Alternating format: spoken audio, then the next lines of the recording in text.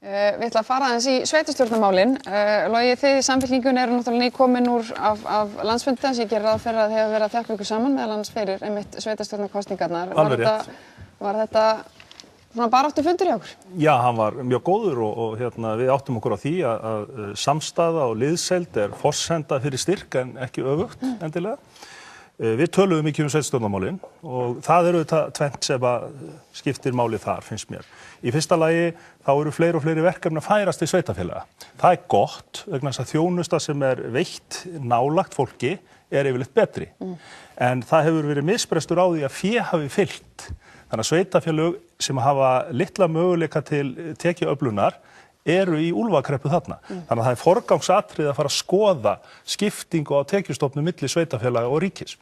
Síðan það náttúrulega stóra málið og það eru þetta okkar manngerða umhverfi og þar sem við 70% landsmanna búum í þéttbýlið. Og þar munu í borgarstjórnarkosningunum í vor takast á framtíðin sem eru núverandi stjórnvöld borgarinnar og fortíðin. Mér finnst ótrúlegt að það skuli vera að deila borgarlínu, þéttingu byggðar. Ég arkitekt og búinn að vinna við skipulagsmál á 3. áratug og fylgist og les mikið. Borgin ekki að gera neitt einstakt. Það verið að fylgja eftir þróun sem hefur átt sér stað síðustu 20-30 ár í öllum borgum vestanhafs og austan vegna þess að eftirstríðsárin þau leiddu af sér hið ameríska módel bílaborgarinnar með flokkun og aðgreiningu og við hurfum frá hinu evrópska módeli blanduðu byggðarinnar sem miklu hagkvæmara, sem ódýrara. Þetta ekki bara fjárhagsatriði, þetta ekki bara spurningu lífsskilyrði, þetta líka spurningu að þetta skilvirkasta leið okkar til þess að koma með aðgerðir fram í loftslagsmálum. Þannig að mér finnst að því að leggja þetta til hliðar og því að halda áfram allir flokkar og lofa því að halda áfram með þau áform sem núverandi borgarstjórnarmeirihluti hefur lagt fram. Við skulum sjá hvað nýju andlitin í pólitíkinni segja. Velkomin Hildur Björnsdóttir, þú ert að skipta annað sæti á lista sjálfstæðismanna og Ingvar Jónsson, þú ert nýr oddviti Framsóknar. Byrjum aðeins á þér, Ingvar, þú svo sem hefur tekið þátt í pólitík lengi, þú hefur ekki verið í svona forystuhlutverki. Þú ætlar að vilt einmitt raunar lausnir í samgöngumálum, leggur mikla áherslu á flugvöllin. Hvað það svona helst sem að þú og þitt fólk ætlið að breyta ef þið komist að? Já, Sælfanni, þakka kærlega fyrir að bjóða mér í þáttinn. Við Framsóknarmenn við ætlum að bjóða upp á núna menntamál í fyrsta sæti. Við segjum að kennarinn verði kóngurinn eða drottningin, kennarinn með að ráða. En það allavega þetta, það eru menntamálin sem í fyrsta sæti í okkur. Hvernig byggjum við upp velferðarsamfélag? Við byggjum velferðarsamfélag upp þannig að við byggjum píramída og grunnurinn og fyrsta hæðin menntun. Þar ofan á kemur verðmætasköpun og þá fyrst getum við byggt efstu hæðina sem velferð. Og þess vegna erum við að setja menntun í fyrsta sæti hjá okkur. Mannauðurinn það... Þú að vanta á það hjá borginni hingað til? Já, það hefur aldeilis vantað upp á það og kannanir sýna það. Við stöndum okkur alls ekki nógu vel í menntun. Við höfum að horfa til þeirra ríkja sem gengur vel með að mennta börnin sín. Við höfum að horfa til Finnlands, Kanada og Eistlands. Akkur Eistland svona, akkur standa þeir sér svona vel? Þeir gerðu bara eins og Finnarnir. Þeir settu kennarinn í fyrsta sæti. Það þarf að endurskoða laun leikskólakennara og grunnskólakennara. Það þarf að leiðrétta þau, það þarf að hækka þau. Við þurfum að bera meiri virðingu fyrir kennaranum og við höfum að gera þetta eins og ég segi eins og þau lönd sem hafa gert hvað best í þessum málum. Pabbi minn hefur verið kennari í 48 ár og hann sagði við mig, Ingvar, fyrstu árin mín þá voru launin eins á par við alþingismenn og við viljum setja kennaran á þannan stall aftur fyrir börnin okkar. Hildur, hvað segir þið hjá sjálfstæðismönnum? Þið voru með fund líka helgina eins og Samfylkingin. Eru þið búin að setja saman stefnuskrá fyrir kosningar? Ekki kannski stefnuskrá, við settum saman það sem við köllum Reykjavíkur sáttmála og það svona, eitthvað stefnuplagg, eitthvað vegvísir framöndan en inniheldur kannski ekki eitthvað loforð, þau koma síðar. En ég vil taka undir með Ingvar að menntamálin munu þetta skipta gríðarlega miklu máli og núna ég búin að vera síðustu daga svona í fullu starfi sem frambjóðandi og í því felst að maður mikið að hitta fólk Og ég hitti daginn að fór á fund með foreldrum barna í tilteknum skóla í Reykjavík og ég vil nú ekki kannski nefna skólan og nafn, bara svona virðingu við þetta fólk. En þau, og það var eitt sem að, börnin þeirra eru ekki að fá svona þá þjónustu sem þau er skilið og það er svona einhver mjög áþreifanlegur vandi þar til staðar. Og það var eitt sem hitti mig í hjartastað, það var eitt þessara foreldra sem sagði það fer í taugarnar á mér að hlusta á stjórnmálafólk, alltaf bara tala einhvern veginn framtíðina og einhverja spennandi hugmyndir í framtíðinni sem auðvitað nauðsynlegt að ræða líka þegar börnin okkar eru ekki að fá þá þjónustu sem þau eru skilið í skólunum. Og við þurfum auðvitað að gæta þess að þessi kosningabarátta snúist ekki bara einhverja framtíðarmúsík, heldur hvernig við ætlum að bæta grunnþjónustuna og meðal annars efla skólana og þjónustuna við börnin okkar. Og hvernig hvað sjáu þið fyrir ykkur? Ég meina þetta er mikið til mönnunarvandi. Hvað þarf að gera til þess að leysa það til dæmis? Já, ég ætla ekki að koma kannski akkurat á þessum tímapunkti með eitthvað loforð, en ég held í fyrsta lagi að yfirbyggingin sé allt of stór og það á við mörg batteri og svið hjá Reykjavíkurborg. Það er allt of stór og kostnaðarsöm yfirbygging og ég held að það megi fara í einhverju ferla að einfalda það og færa fjármagni meira inn í skólana. Margir kennarar tala að þeir séu að sligast undan þessum flóknu námskrám og það sé lítið frelsi til að vera til sjálfstæðis og sveigjanleika. Þannig að ég held að við eigum að styðja betur við kennarana og gefa þeim meiri sveigjanleika og eins og segir sjálfstæði í starfi. Þannig að þetta er svona, það er eitt og annað. Þú talar töluvert líka, hef ég séð leikskólamálin og svona dagvistunarvandann. Er það eitthvað sem ætla að taka á líka? Svo sannarlega. Ég á núna 2 dætur í leikskóla og ég fór ekkert varhluta af þessum manneklu vanda síðasta vetur. Og ég finna þegar að fólk í kringum mig heyrir að ég sé að fara í framboð þá var fyrsta sem það segir nennið að leysa þessi daggæslumál. Og þetta skiptir fólk alveg rosalega miklu máli. Og það þarf að leysa úr þessari manneklu, það þarf að leysa starfsaðstæður leikskólakennara. Mér finnst þetta alveg ótrúlegt hvernig leikskólakennara náðu einhvern veginn að halda á spöðunum þrátt fyrir mannekluna. Já, og við viljum líka, það er mjög stórt jafnréttismál að færa leikskólaaldurinn neðar. Og það er eitthvað sem við getum gert að við erum búin að leysa kannski vandann sem þetta er staðar núna, en við myndum vilja svona, eins og maður segir, brúa þetta bil kannski frá fæðingarorlofi og að leikskóla. Og ég þekki bara 2 dæmi í mínu nærumhverfi konur sem hafa misst vinnuna, hreinlega. Af því að nóg er nú að þurfa að vera heima þegar börnin manns eru veik eða maður er sjálfur veikur, en þegar kemur líka þessir ótalmörgu dagar sem að fólk þurfti að vera heima vegna manneklu, að þá einhvern veginn missir svolítið fólk,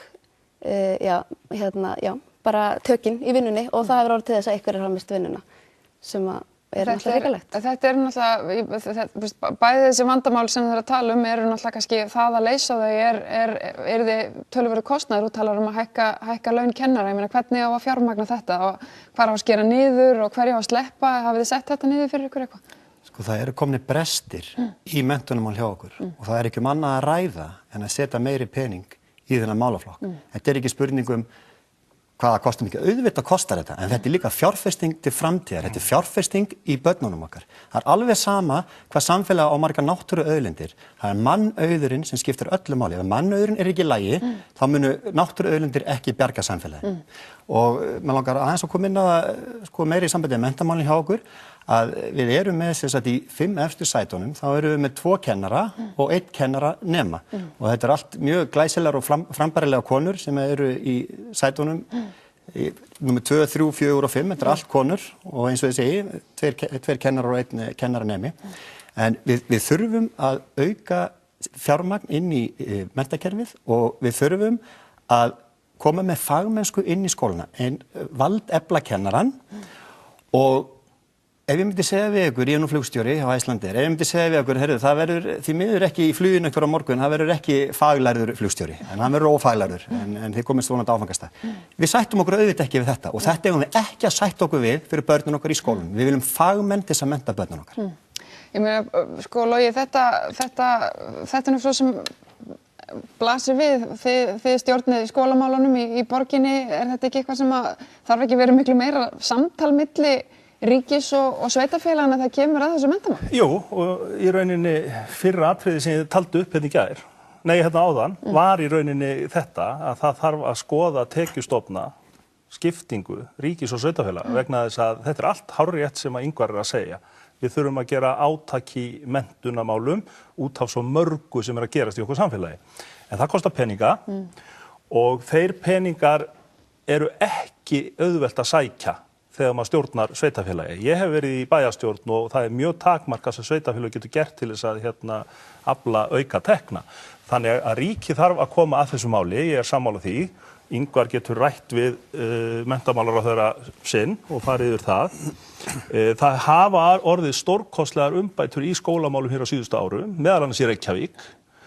Mönnun hefur breyst ótrúlega mikið af ófærulegur fólki yfir í fagmenntað fólk og ég hef heyrt það líka að borgarstjórnarflokkur Samfylkingarinnar hefur núna lofa því að það ætli að brúa þetta bil milli fæðingar, orlofs og leikskólaaldurs og það mjög nauðsynlegt að það veri gert sem víðast en þetta kostar peninga og það þarf að fara í mjög markvissa vinnu og samtal við Alþingi það að tryggja að fjármagn renni til sveitarfélagana og þar ættu þið auðvitað að vera í lykilstöðu ríkisstjórnar megin við borðið. Við getum gert þetta saman. Við erum ekki andstæðingar. Að spyrja þig út í Viðreisn, þið hafið lýst yfir þið ætlið að bjóða fram svona hér og þar í sveitarstjórnarkosningunum og þar á meðal í Reykjavík, maður har heyrt að Pavel hyggist sækjast eftir sæti þar.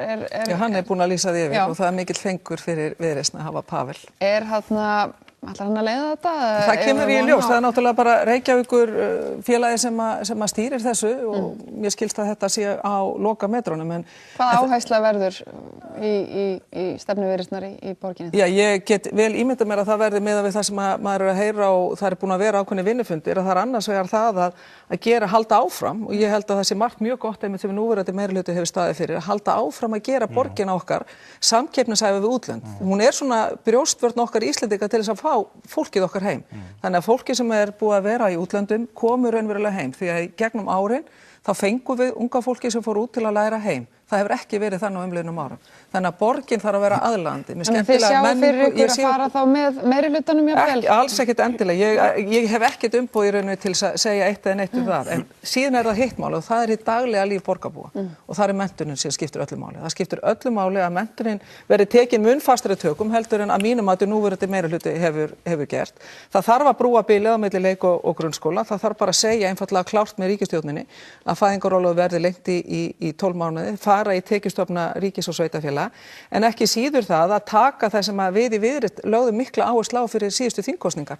Það að bæta kjör kvennastétta. Þar með talið kennara og það hægt. Það hægt að gera þetta í kjarasamningum, vera með langtíma markmið, en við getum bætt kjör kvennastétta og síðan því til viðbótar að losa meðal annars námsgráðnar, þannig að við segjum treystum kennarunum, treystum fagfólkinu til þess að mennta börnunum okkar og höldum utan það. Hluta því einmitt að líta til Finnlands. Það hefur verið gert núna bara og var gert á sínu tíma með sumir gagnrýna lengingu í kennaramenntunar, en það var nákvæmlega verið að líta til Finnlands. Gera þetta eins og Finnar, gera kröfu til kennaramenntunar, en það voru önnur skref sem þurfti líka að fara með og það launaumhverfi. Það starfsumhverfi kennara sem ekki búið að gera þannig að viðunandi sé. Þorgerður kemur inn á mjög mikilvægan punkt. Vegna þess að eina forsendu fyrir því að við breyttum lögum jöfnun lífeyrisréttinda var yfirlýsing ríkisstjórnarinnar það að það þyrfti að taka þessa fjölmennu kvennastéttir og laga laun þeirra.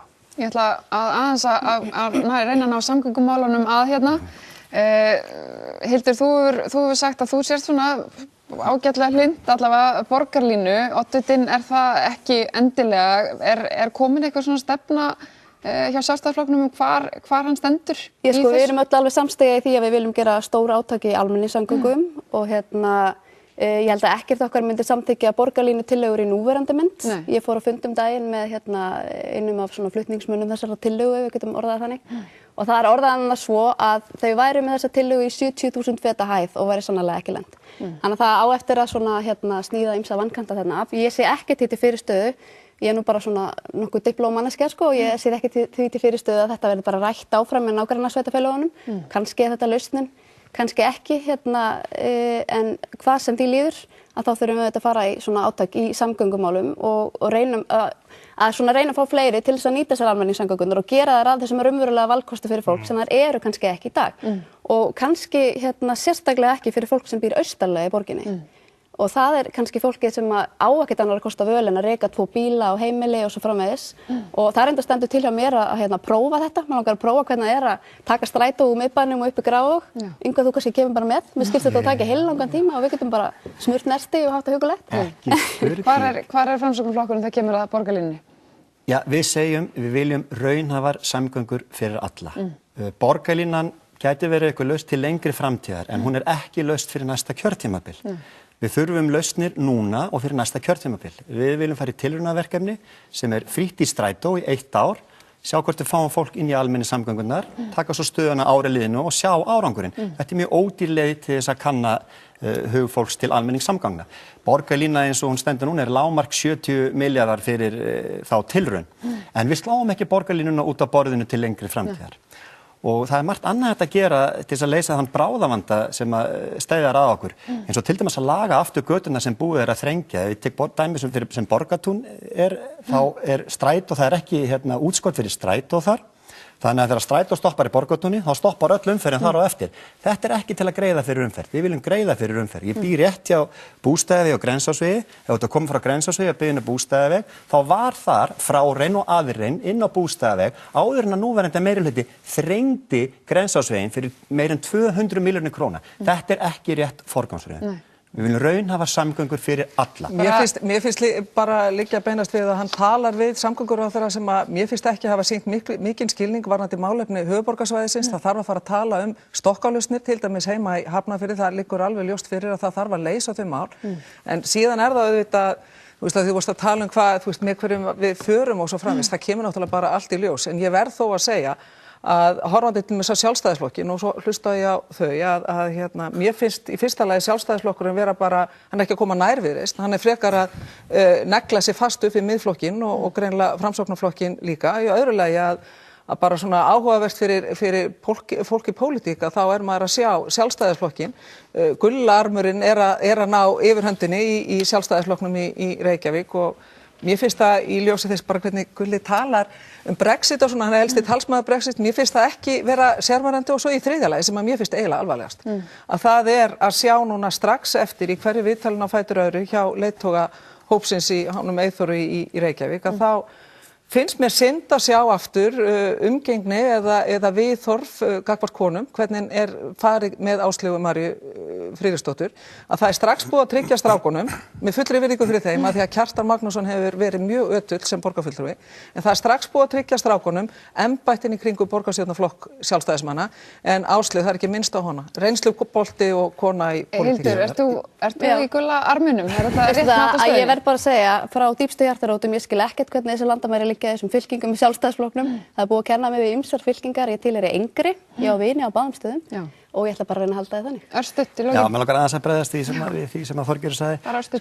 Þó svo að Sjálfstæðisflokkurinn eins og því að finnst að hann sé verið að negla sig upp við Framsóknarflokkinn, þá það ekki í báðar áttir. Við erum alls ekki að negla okkur við einn eða neitt flokk. Framsóknarflokkurinn elsti stjórnmálaflokkur landsins, 101 árs gamall og saga Framsóknarflokksins samofin framfarasögu Íslands og við erum duglegt fólk og við getum unnið með öðrum, við erum samvinnuflokkur og við erum félagshyggjuflokkur, ekki gleyma því, við erum félagshyggjuflokkur, þannig við erum alls ekki að negla okkur upp við Sjálfstæðisflokkinn.